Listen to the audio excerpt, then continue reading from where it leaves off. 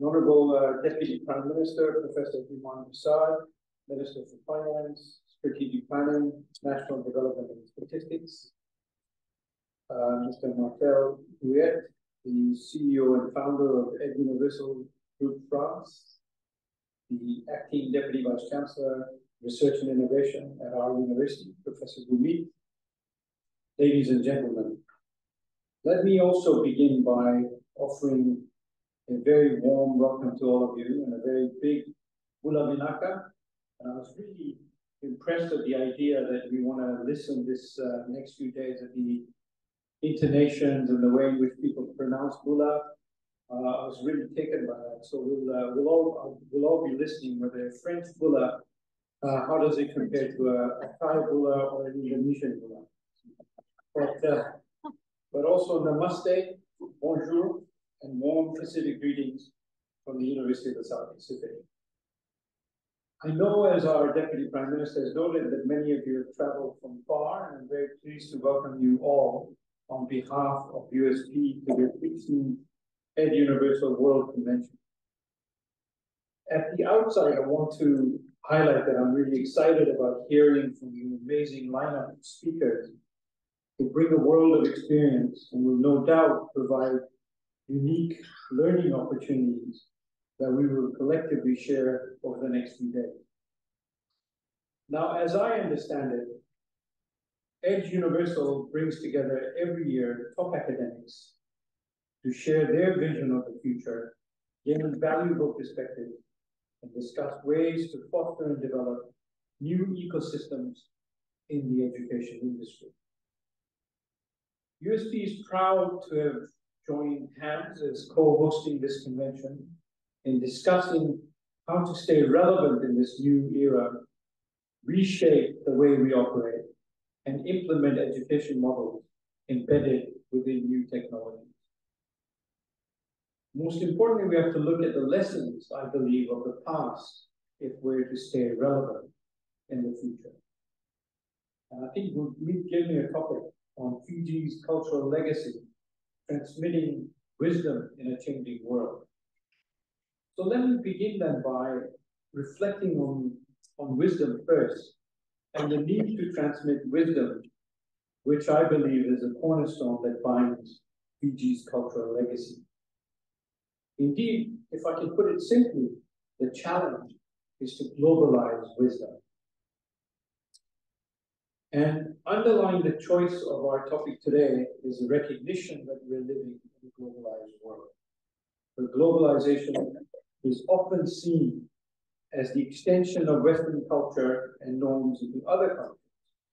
There is also the reverse movement of the transfer of goods and ideas across the world. You can see my thinking comes as a post-colonial theorist. In manifold streams of influence. So if we think about it, food, music, and dress are more or freely exchanged between cultures in a world that is increasingly becoming one global culture. Indeed, many people call this a global village.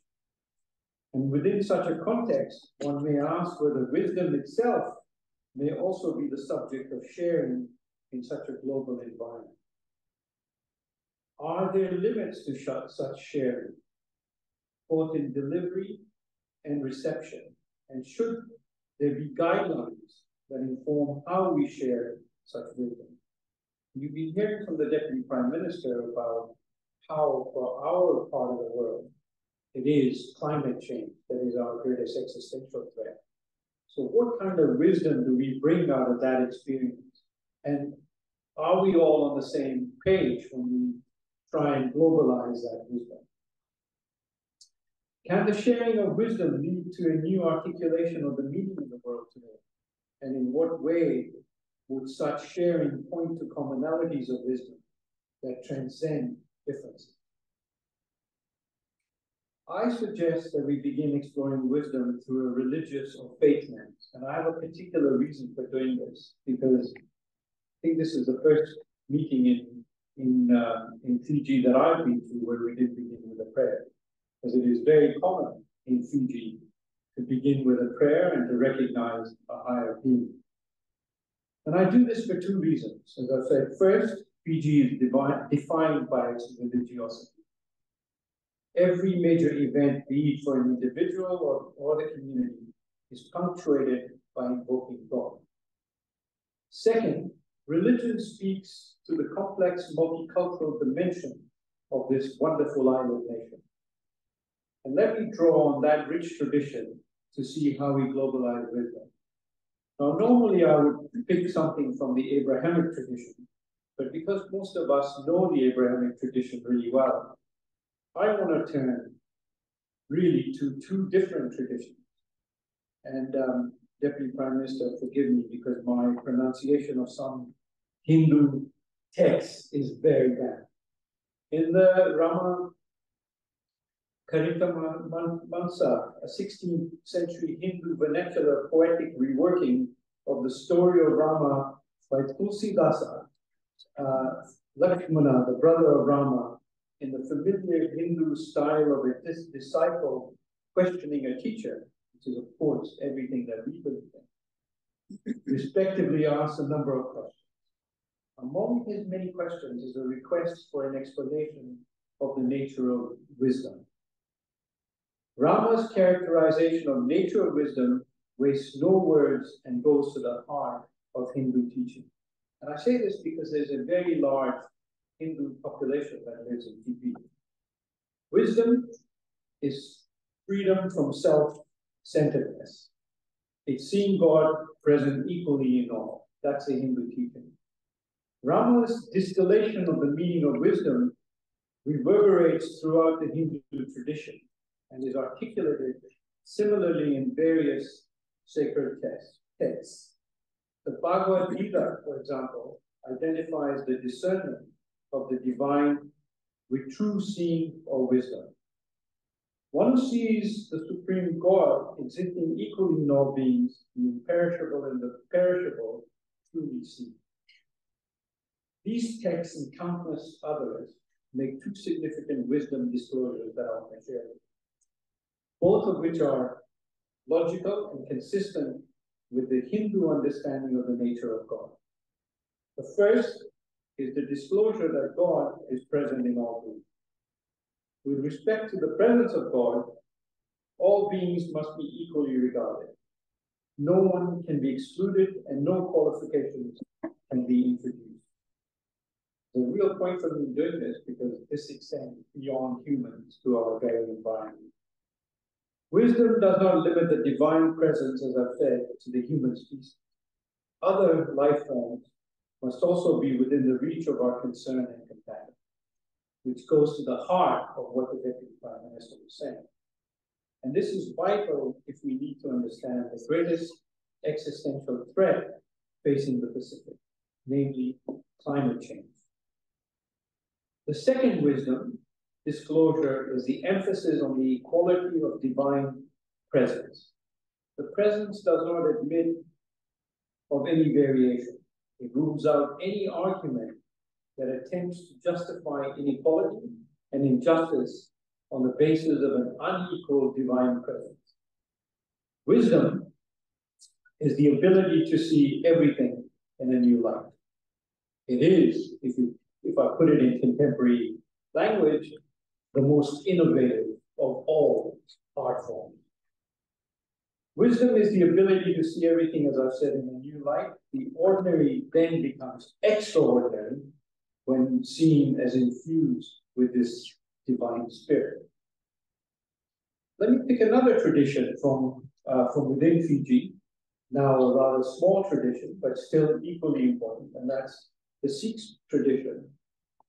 As both Gurmeet and I are Sikhs, I thought it would be important that we share this. There's a significant difference between one who is acquired knowledge and one who is wise. We know of people who are intellectually brilliant, but who lack the capacity to engage beyond their particular area of specialization. And yet we know of people who are not renowned for their intellectual brilliance, but who have an understanding and wisdom that seems beyond mere intellect. These individuals are often characterized as having character, virtue, and insight. They're able to cut through to the core of complexity with elegant simplicity. Wisdom is the ability to know that which is of the deepest significance. This knowing comes not through mere mental calculation or shrewdness, but rather through what we may call intuition. To reflect on Fiji's rich cultural legacy then, with that as a backdrop, it's vital to look at our past. To do so, I do so by looking at the very great institution that I lead, USP. And I'm acutely aware that we stand on the shoulders of giants. Pacific leaders who embodied the kind of wisdom I've spoken about, who had the prescience of their ancient navigating forebears, set up an institution of higher learning and to set it on a course over the horizon in pursuit of two things: excellence and equity. Excellence in the delivery of relevant post-secondary qualification and equity in terms of outcomes. This visionary foundation laid down by our Pacific forebears has made USP the greatest success story of regional cooperation, where the richness of diversity of experiences has formed the foundation of hope and choice and has established a network for learning to know, learning to do, learning to be, and learning to share. Learning to share in that very way in which I've talked about sharing wisdom. USP has been and continues to be a bedrock for that regionally, a resource owned by the region, for the region, and a precious institution that needs to be protected in line with the vision of our forebears. Our graduates have filled critical roles, and many have gone on to be leaders in their own right across all sectors in their respective countries. We're proud of our alumni who have become prime ministers, deputy prime ministers, presidents, ministers of cabinet, leaders of the public and private sector in our member countries. Many of them are, of course, in this room today. Indeed, our deputy prime minister, as Gurmeet said, began from this institution. USP is, of course, looking forward to engaging with all of you to discuss and find ways in which you can promote fully inclusive learning opportunities and to assist Pacific Island countries that to operationalize their commitments in raising the quality of education, to enhance the education outcomes of learners, and to produce high-quality graduates who are able to contribute economically and socially to their community.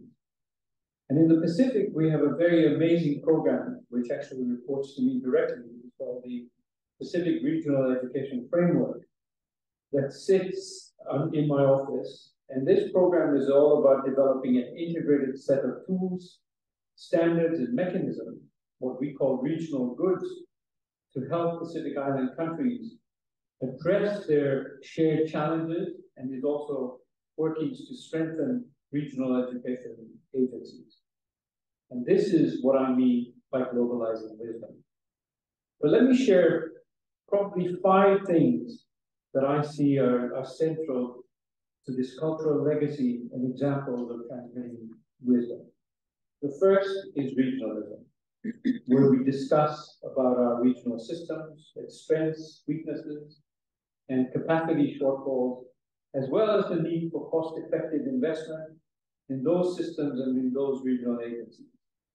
And of course, there needs to be a level of commitment to efficiency, seeking regional solutions to shared problems, some of which our Deputy Prime Minister addressed. And importantly, and this is the key, it's how do we learn from each other?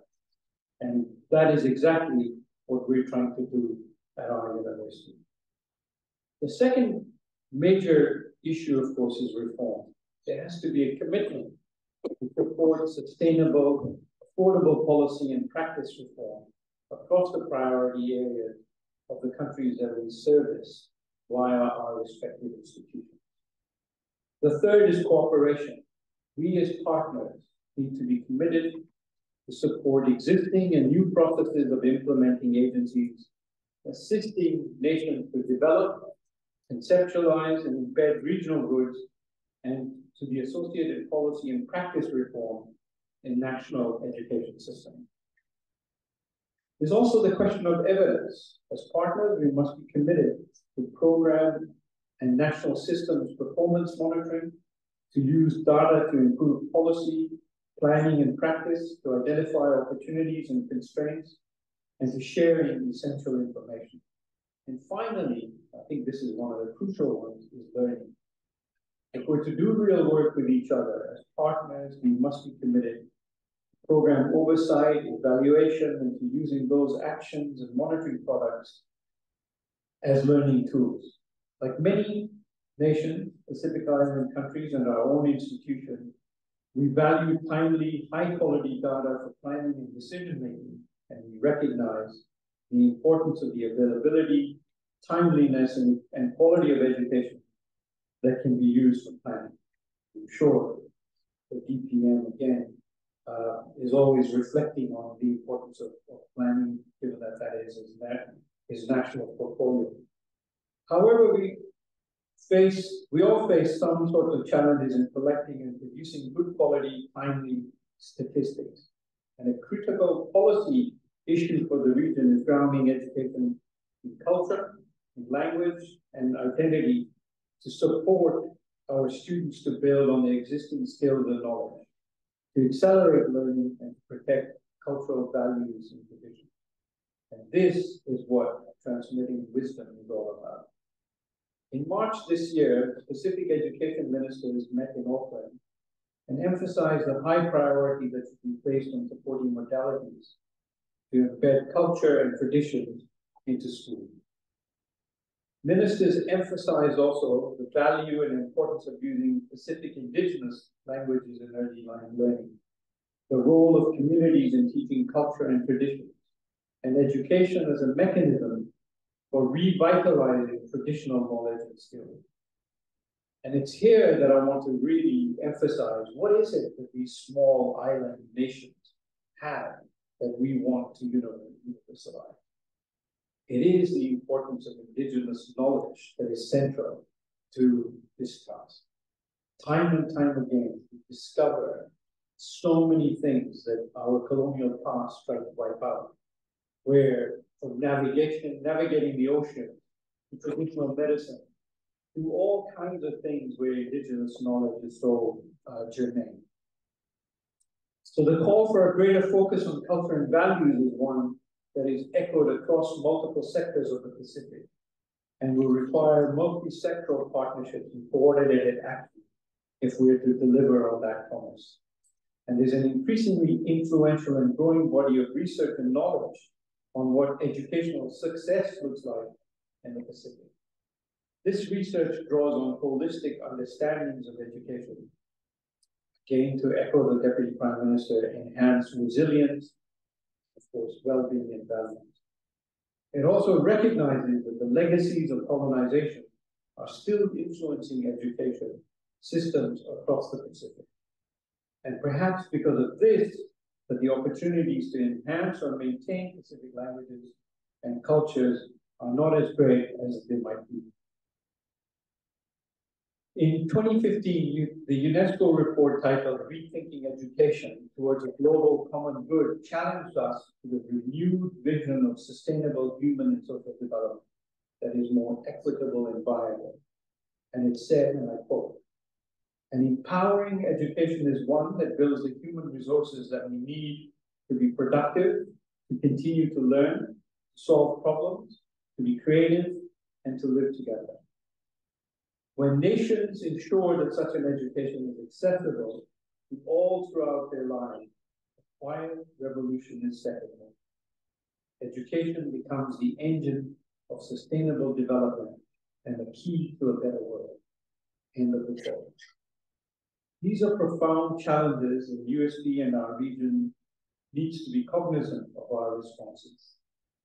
This is something we owe not only our present generation, but our future generations. It's an opportunity for us to review, take stock, renew, and strengthen, and to act strategically in these unsettling times. A prosperous and well region will require an agile, highly productive knowledge economy led by an appropriately educated and skilled people. And through its regional mandate, USP will have to play a leading role. We need to be wise and at the forefront of our social and economic transformation. Thank you.